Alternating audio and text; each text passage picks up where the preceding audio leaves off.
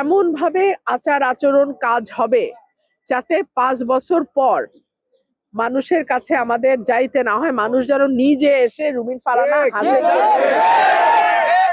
নাসির ভাই এখনো কারাগারে, এরকম অবস্থায় আমাদের পক্ষে বিজয় মিছিল করা সম্ভব না।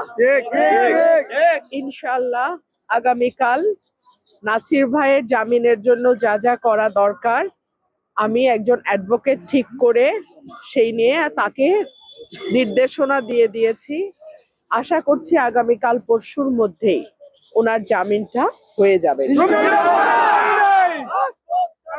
আর যেহেতু সামনে রমজান মাস, আমরা হয়তো রমজানে একটা ইফতারের আয়োজন করব, বিভিন্ন ইউনিয়নে ইফতার হবে ইনশাল্লাহ।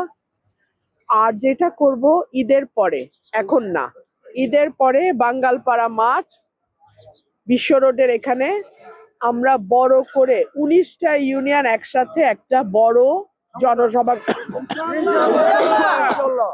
আমার শরীরটা বেশি ভালো না, আপনারা তো দেখতেই পাচ্ছেন। আপনারা যারা আশুগঞ্জে থাকেন, আপনারা সরাইলের বিশেষ করে ওরাইল পাকশিমুলের কিছু গ্রাম আছে, সেটার অবস্থা আপনারা আশুগঞ্জে থেকে বুঝবেন না। এই গ্রামগুলোতে যাওয়ার ফলে যেটা হয়েছে, ধুলা, প্রচন্ড ধুলা, রাস্তা নাই। সো আমার ওই লাঙে কফ জমে গেছে, মানে ধুলায় হয়ে গেছে। তো আমার কিছু পরীক্ষা নিরীক্ষাও করা দরকার, আমি রাতে ওই কাশতে কাশতে ঘুমাইতে পারি না। সো ঢাকায় যাচ্ছি ইনশাআল্লাহ, আমার মায়ের সাথেও দেখা করব, শপথ নেব। আপনাদের সবার দোয়া চাচ্ছি, ইনশাআল্লাহ শপথের পরপরই আমি আবার চলে আসব।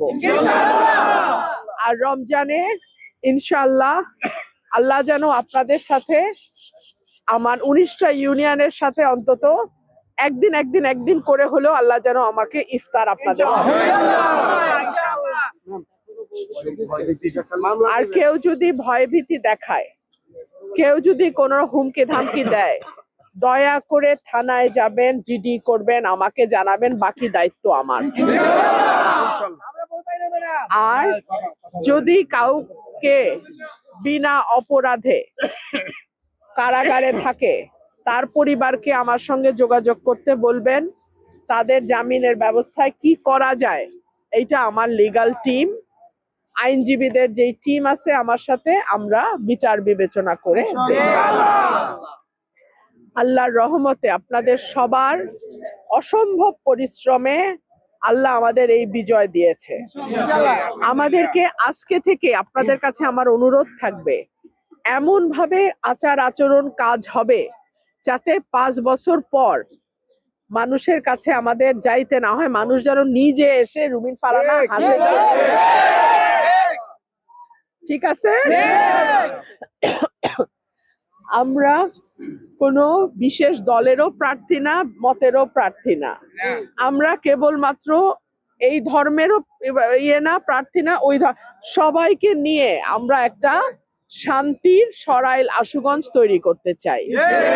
আমরা একটা সম্প্রীতির সরাইল আশুগঞ্জ তৈরি করতে চাই। আমরা একটা উন্নয়নের সরাইল আশুগঞ্জ তৈরি করতে চাই। আপনারা ইতিমধ্যেই দেখেছেন, আমি মিডিয়াতে কথা বলার সময় আমি কিন্তু বলেছি যে আশুগঞ্জে আমাদের বন্দর আছে, আমাদের গ্যাস আছে, আমাদের সার কারখানা আছে, আমাদের বিদ্যুৎ আছে। আমি যদি গ্যাস আর বিদ্যুৎটা নিরবচ্ছিন্ন সাপ্লাই আনতে পারি, যে এইটার কোনো হবে না, থাকবে, সবসময় থাকবে, তাইলে কিন্তু আমাদের এখানে প্রচুর বিনিয়োগ আসবে, ব্যবসায়ীরা ফ্যাক্টরি করবে, ফ্যাক্টরি করলে আমার ইয়াং ছেলে মেয়েগুলা চাকরি পাবে। এগুলা আমার পরিকল্পনা বাস্তবায়ন করা সম্ভব যদি আপনারা আমাকে সহযোগিতা করেন।